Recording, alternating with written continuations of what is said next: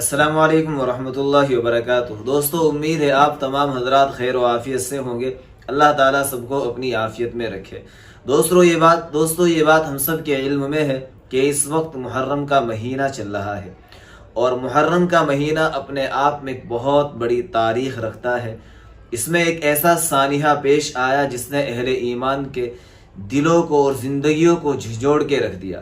سب سے پہلی بات تو یہ یاد رکھے کہ حضرت امام حسن اور حضرت امام حسین بلکہ اہل بیت سے نبی صلی اللہ علیہ وسلم کی آل اولاد سے محبت کرنا یہ ایمان کا حصہ ہے۔ جو انسان ان بزرگ ہستیوں سے ذرہ برابر بھی اپنے دل میں نفرت رکھے گا یا بغض رکھے گا یا ان کے خلاف ذرا سی بھی بات اپنی زبان سے نکالے گا تو وہ ایمان سے ہاتھ دھو بیٹھے گا۔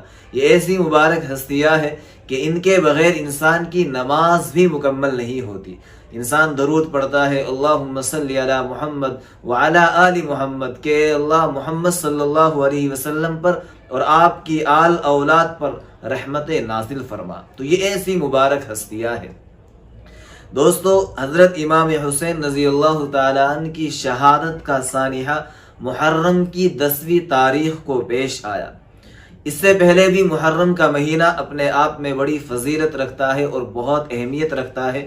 اللہ نے قرآن کے اندر 4 مہینوں کو اشہر حرم بتایا، یعنی 4 مہینے ایسے ہیں جو بہت زیادہ احترام اور عزت کے لائق ہے، جو بہت زیادہ قابل احترام ہے، جس میں ایک محرم کا مہینہ ہے جس پر سال کی ابتدا ہوتی ہے، یعنی سال کی شروعات ہوتی ہے، اور ایک ذی الحجہ کا مہینہ ہے جس پر سال کا اختتام ہوتا ہے۔ ایک ذی الحجہ کا مہینہ ہے، ایک ذی قعدہ کا مہینہ ہے، اور ایک رجب کا مہینہ ہے۔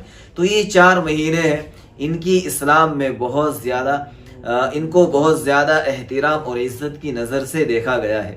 زمانہ جاہلیت کے اندر بھی ان 4 مہینوں کے اندر لوگ اس زمانے کے اندر بھی آپسی جھگڑے اور آپسی لڑائیاں نہیں کیا کرتے تھے۔ بہرحال ہمیں یہ بات معلوم ہوئی کہ اس مہینے کی یعنی محرم کے مہینے کی ہمیں عزت کرنی چاہیے، اس کا احترام کرنا چاہیے، اس میں گناہوں سے بچنا چاہیے، نافرمانیوں سے بچنا چاہیے، اور اللہ کے سامنے توبہ کرنی چاہیے۔ امام حسین رضی اللہ تعالیٰ عنہ کی شہادت سے یہ سیکھنا چاہیے کہ انسان کبھی بھی حق کا ساتھ نہ چھوڑے۔ ظالم بادشاہ ہو یا ظالم حکمران ہو یا کوئی بھی ظالم ہو، اس کے سامنے کبھی بھی اپنی گردن کو نہ جھکائے۔ دیکھیں، امام حسین رضی اللہ تعالیٰ عنہ اگر چاہتے پھر بھی وہ جنت کے شہزادے تھے، پھر بھی وہ جنت کے سردار تھے، لیکن ہم جیسے گنہگاروں کو آپ سکھا کر چلے گئے کہ کبھی بھی ظالموں کے سامنے اپنا سر مت جھکانا، کبھی بھی ان کے سامنے اپنے سر کو مت جھکانا، حق کی آواز بلند کرتے رہنا۔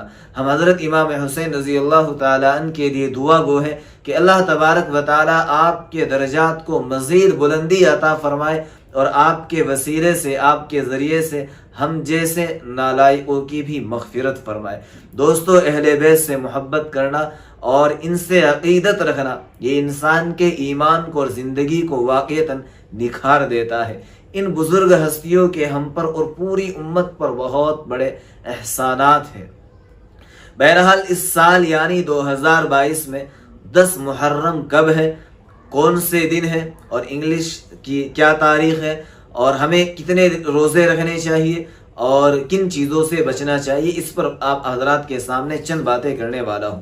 دیکھیے، اس سال یعنی 2022 میں 10 محرم 9 اگست میں ہے۔ 9 اگست منگل کے دن، آنے والے منگل کو تمام حضرات سے درخواست ہے اس دن روزہ رکھے۔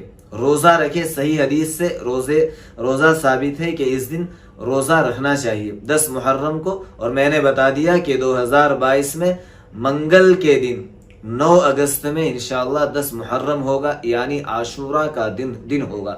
آپ ایسا کریں، اس کے ساتھ ایک روزہ اور جوڑ لے، یا تو پیر کا روزہ منگل کے ساتھ جوڑے، یا پھر اگلے دن بدھ کا روزہ اس کے ساتھ جوڑ لے۔ اور اگر کسی آدمی میں اتنی ہمت اور استطاعت نہیں ہے کہ وہ 2 روزے نہیں رکھ سکتا تو پھر ایک روزہ رکھنے کی بھی گنجائش ہے، ایک روزہ بھی رکھ سکتے ہیں، اس کی بھی گنجائش ہے۔ بہرحال لیکن بہتر یہی ہے کہ آدمی 2 روزے رکھے۔ اللہ کے نبی نے 2 کام کرنے کے لیے کہے، ایک تو یہی کہ آدمی روزہ رکھے، دوسرا کہ عاشورہ کے دن یعنی 10 محرم کو اپنے اہل و عیال پر، گھر والوں پر کھانے میں وسعت کرے، اچھے سے اچھا بنانے کی کوشش کرے، شام کے وقت، افطاری کے وقت، اور اس میں اپنے غریب بھائیوں کو بھی شامل کر لے۔ اس کا فائدہ یہ ہوگا کہ اللہ تبارک و تعالیٰ پورے سال کی روزی میں برکت ڈال دیں گے، برکتیں پورے سال کی روزی میں انشاءاللہ آ جائے گی۔ تو یہ 2 کام آپ حضرات نے کرنے ہیں اور دوسرے بھائیوں کو بھی بتانے ہیں، اور تمام طرح کی رسومات سے، خرافات سے، ماتم سے، تعزیوں سے، ان تمام چیزوں سے بچنے کی کوشش کریں۔ ان کے چکر میں بعض اوقات انسان کی نماز قضا ہو جاتی ہے، حالانکہ اسلام کے اندر نماز کا حکم سب سے بڑا ہے۔ اور آخر میں ایک بات اور کہوں گا، قرآن کے اندر اللہ نے فرمایا وَلَا تَقُولُوا لِمَنْ يُقْتَلُ فِي سَبِيلِ اللَّهِ أَمْوَاتٌ بَلْ أَحْيَاءٌ وَلَكِنْ لَا تَشْعُرُونَ کہ دیکھو جو شہداء ہے، اسلام کے اندر شہادت کو ایک عظیم الشان عمل قرار دیا گیا، عظیم الشان عمل بتایا گیا۔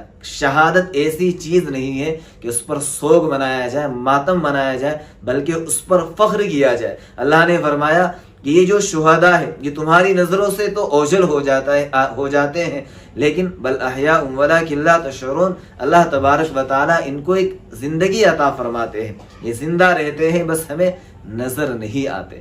آپ تمام حضرات سے درخواست ہے کہ یہ 2 کام ضرور کریں اور تمام شہداء کو اپنی دعاؤں میں ضرور یاد رکھیں۔ اس ویڈیو کو اپنے تمام بھائیوں تک اور بہنوں تک ضرور پہنچائیں۔ اللہ تعالی ہم سب کو، ان بزرگ ہستیوں کو اپنی دعاؤں میں یاد رکھنے کی توفیق عطا فرمائے، ان پر زیادہ سے زیادہ درود پڑھنے کی توفیق عطا فرمائے۔ السلام علیکم ورحمۃ اللہ وبرکاتہ۔